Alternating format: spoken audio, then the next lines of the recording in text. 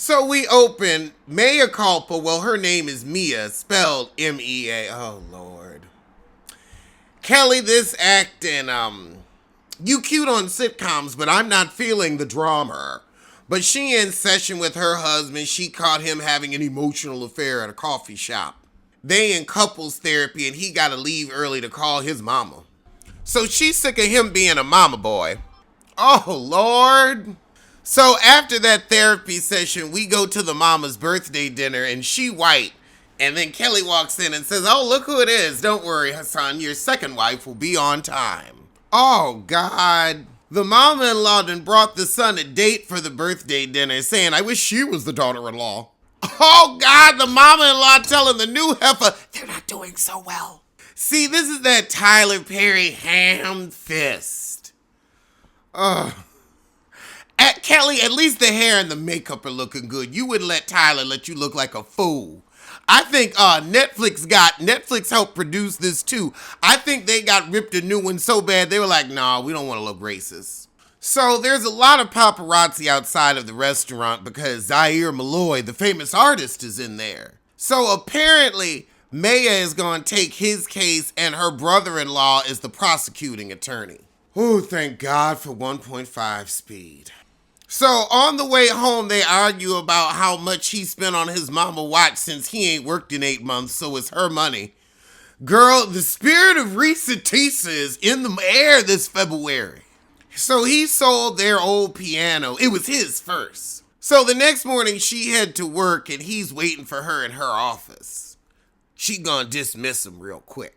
"Here's your papers, baby, you are dismissed." He upset that the police raided his place, damaging 2 commissioned works. Let me listen to it on regular speed to see if the acting is any better. Maybe the acting ain't that good because it's sped up. I don't think so. So he's very, "Unlock your phone, put your number in, whatever it cost. I want you." Yeah, the acting ain't no better slowed down. Speed it up. You can tell they're attracted. It's not that bad, but it's that Tyler Perry ham fist. My goodness, all you need is a little cheese, a little mustard, and a baguette. You already got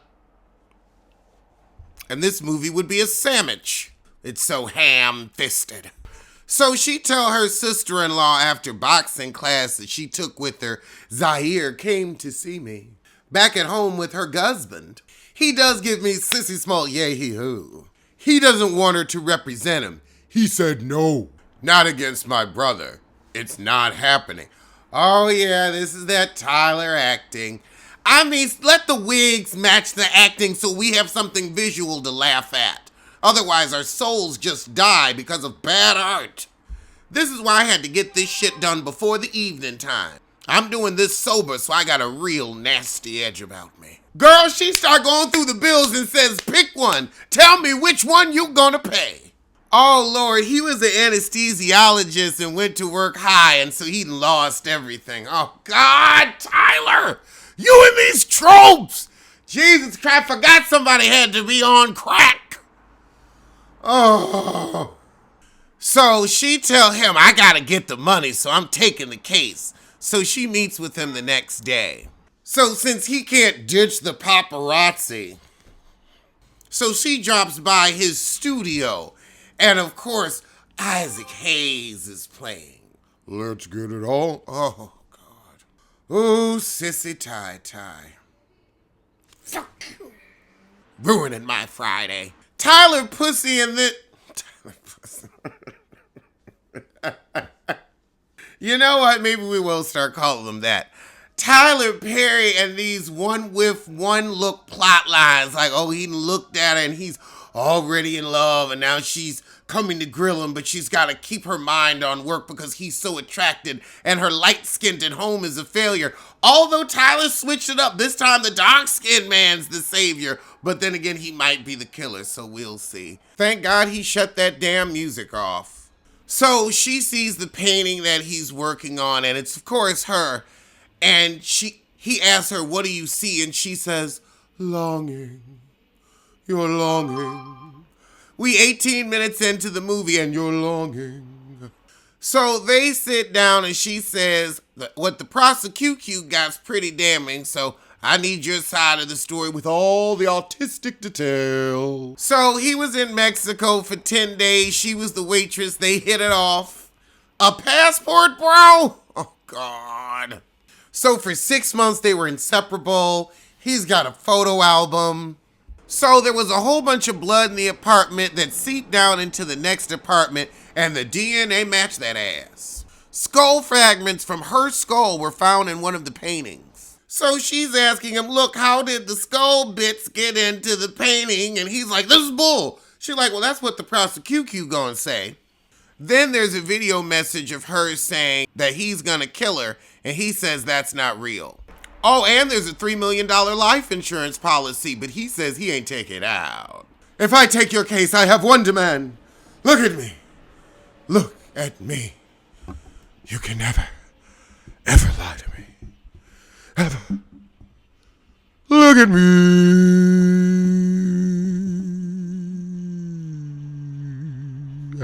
I'm as helpless as a kitten up a tree, and I know that I'm clinging to a cloud I can't understand. I get misty just holding your hand. Oh, walk my way. Sorry. Oh, God. So Kelly get home and the mama there, but you know the heifer's sick. She got cancer, so you can't cuss her out. So she done made dinner and Kelly ain't eating. You're insulting my cooking. I ain't hungry, heifer. Oh, Lord, and the brother-in-law there. And he's running for mayor, so don't want her to take this case to mess up his election campaign. Oh, no, Eve's dead cheating husband is gonna be Mia's partner. Who is he? You know who he is. Oh, he's not her co-lawyer, he's a PI. Okay, so the brother-in-law's staying on the case. Oh, the private eye trying to find out about the parents and the family in Mexico. Nobody's heard of the heifer. She probably ain't dead. So he got some information about his ex, and apparently he enjoys rough sex. Oh, God. Tyler S. Perry. Deep was never deep enough for it. Oh, God. I don't want to read your high school-esque poetry fantasies. You're worse than Maya Osborne. Obama is a... That heifer. God, this bullshit in Black History Month. Then he said, oh, well, that was her thing. He said he ended it with her because it was too much for him and she couldn't take it. So he heads off to Mexico to get some information, but neither one of them can peg if he's telling the truth or not. I will say at least they have Kelly looking good in this. The hair is moving. Kelly, I swear she brought her own budge for this. And the makeup is flawless.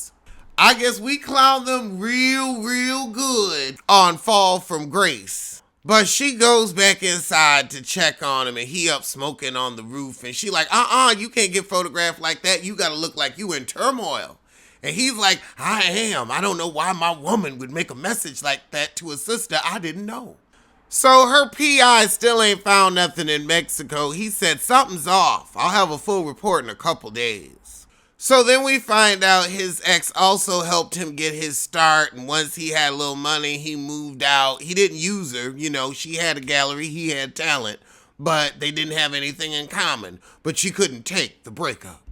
But she tells him, stay focused. I am your attorney. I am not your friend.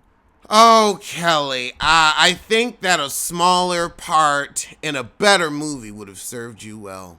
Oh, now she whining about her merge. Oh, God.